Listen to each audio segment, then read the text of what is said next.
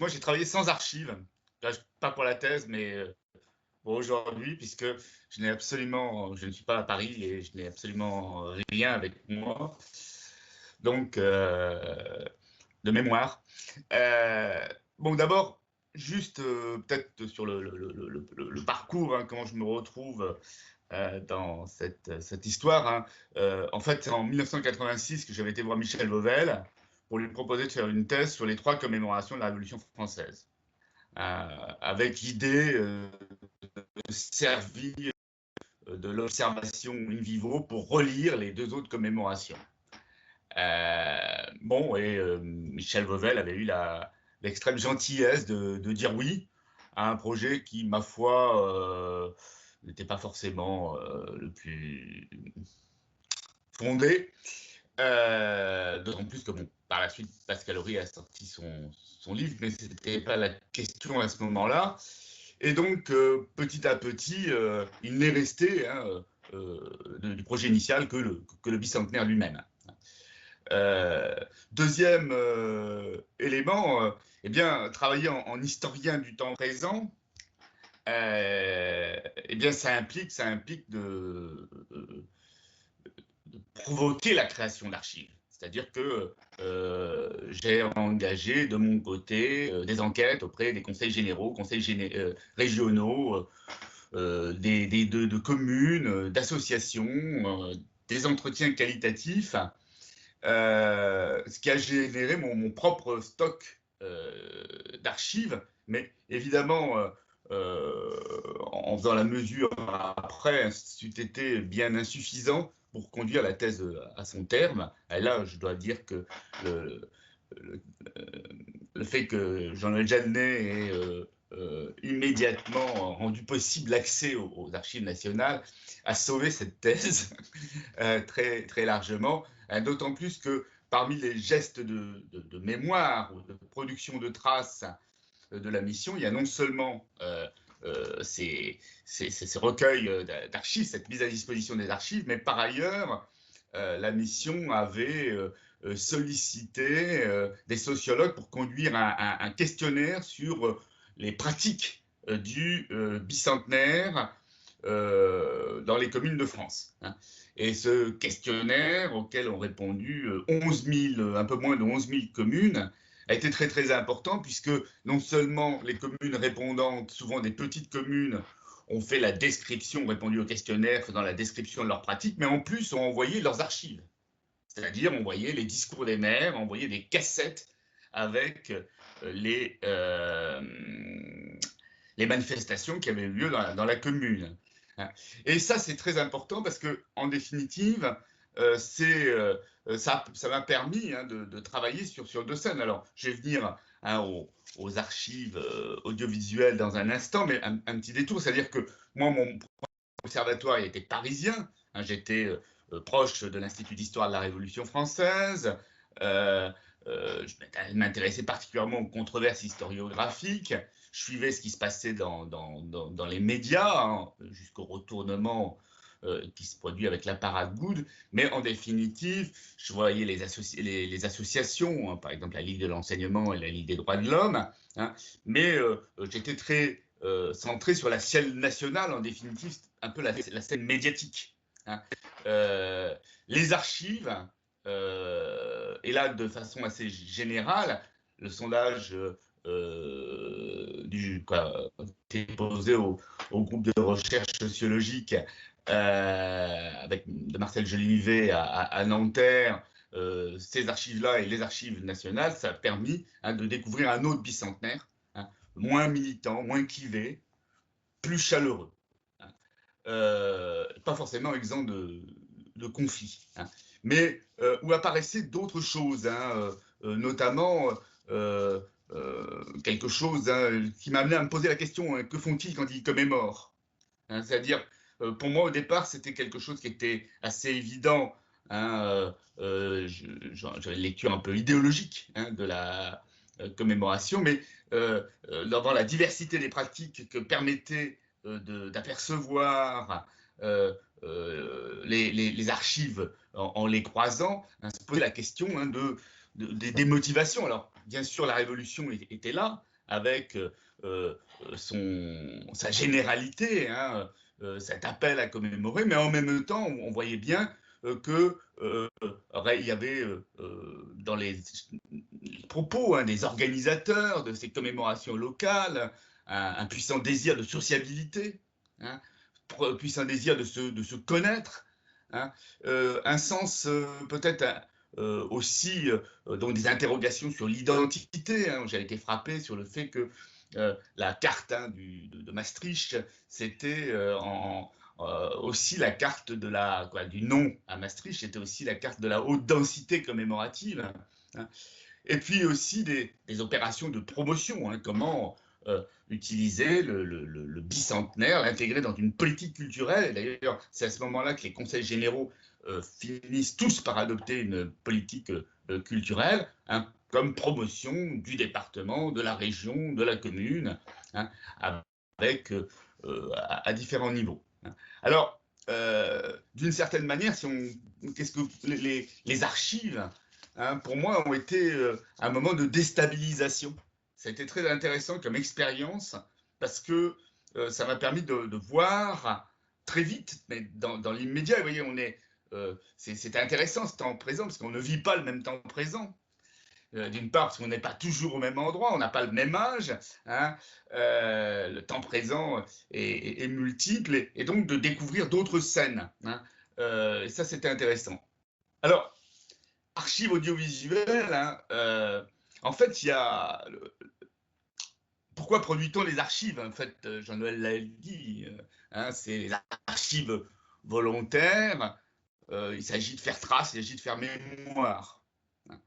De ce point de vue-là, quand on regarde les rushs, hein, de Moretti, moi j'ai un peu le sentiment que c'est extrêmement intéressant, c'est foisonnant, hein, il a suivi la mission, mais d'une certaine manière, c'est aussi la mémoire de la mission, la mémoire de l'action de la mission, hein. Et, et effectivement, ça permet de saisir les déplacements à l'étranger, la réception du bicentenaire à l'étranger, la réception du bicentenaire en province, hein, en région. Et ça, c'est passionnant. C'est passionnant. Pensez, hein, à Jean-Paul Gaudin, c'est bien Jean-Paul, hein, oui, disant, sortant au moment de la parade goude, hein, le bicentenaire me pompe l'air, hein, et décidant de boycotter la parade à Paris, mais recevant avec une courtoisie extrême Jean-Noël Jeannet à Marseille, hein, dans une espèce de dichotomie entre ce qui peut se faire, ce qui doit se dire à Paris, et ce qu'il doit se dire et se faire quand on est dans sa propre ville.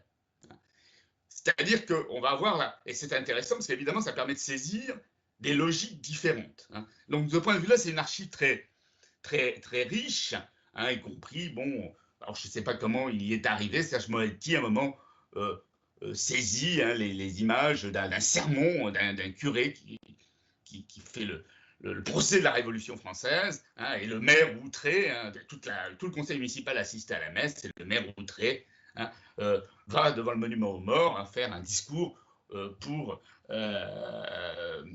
défendre la Révolution française et rappeler que c'est pas Robespierre qui a dit tuez-les tous, Dieu reconnaîtra les siens, hein. Bon, il arrive, je crois que c'était à Andé, pardon. Voilà, c'était à Andé, dans l'Eure-et-Loire, hein.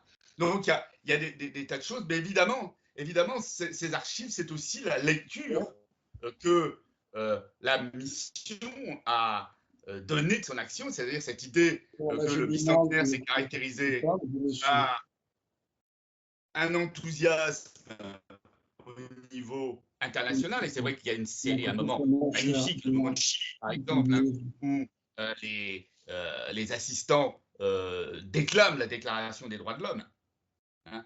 On est en 89, il faut se rappeler qu'il y a quelques moments comme ça extrêmement forts, hein, enthousiasme international, chaleur en région, et puis la réserve qu'on peut noter à Paris, en tout cas jusqu'au moment Good, hein, qui retourne. Mais là, on a une lecture, et c'est-à-dire que les rushs de Moatti qui suivent pas à pas la mission organise aussi cette lecture.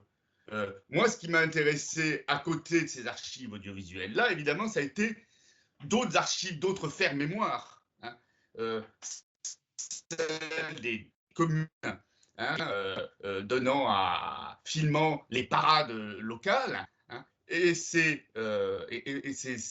parades, hein, montrant, dont on a voulu garder trace, communiquer la trace, hein, c'est pas innocent, montrant autre chose, quelque chose de différent ou d'à côté, hein, qui a été cette chaleur rurale ou ces inquiétudes, cette ludicisation. Hein. Voilà, ça a été aussi une occasion de jouer, une occasion des enfants, hein. Même si ça a peut-être laissé des traces, moi je ne pouvais pas m'empêcher de penser en 2002, au moment où Jean-Marie Le Pen est donc qualifié pour le second tour de la présidentielle, que tous ces enfants en train de chanter la Marseillaise et de brandir le drapeau bleu-blanc-rouge étaient un peu les enfants du bicentenaire, hein, par les d'ombres portées, peut-être, hein, que je ne sais pas. Mais bon, en tout cas, c'était le sentiment, parce que dans ma génération, les lycéens ne chantaient guère la Marseillaise et ne brandissaient guère le drapeau bleu-blanc-rouge. Mais bon, voilà. En tout cas, voilà. Moi, pardon? Il pouvait être patriote sans être Front National, ceux qui agitaient. Ah bah oui, heureusement. Mais, non, mais avouons que le fait de porter des drapeaux blancs-rouges et chanter la Marseillaise avec des enfants de 16, 17, 18 ans, c'était pas fréquent auparavant. Alors, moi, c'est ce que je trouve évidemment la question que posait Yann, à savoir, est-ce qu'on a affaire à quoi a-t-on affaire devant ces archives? Je crois qu'il y a un aspect, c'est des traces. Je veux dire, je suis toujours un peu embêté, mais j'ai un sentiment que le questionnement sur les archives n'est pas forcément différent dès lors qu'on a des archives audiovisuelles par rapport à des archives écrites. C'est-à-dire qu'on se pose en définitive à peu près les mêmes questions, hein.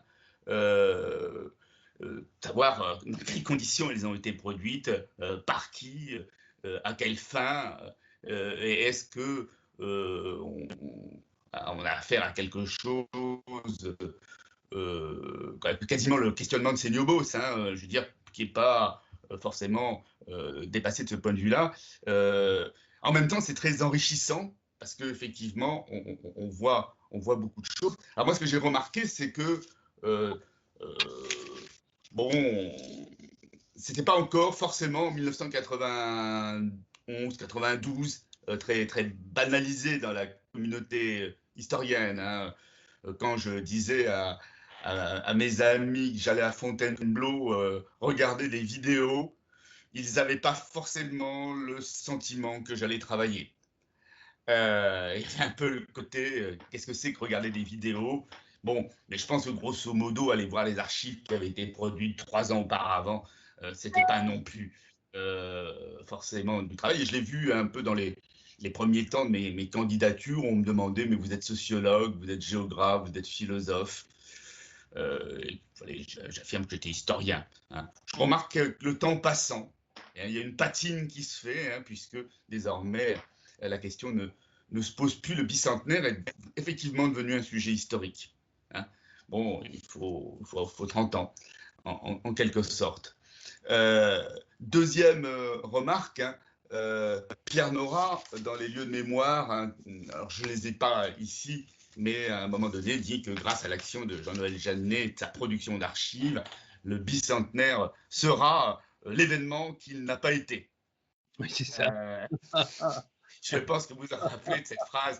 Oh, je me rappelle bien, oui, oui. Et franchement, je ne la considérais pas vraie à l'époque.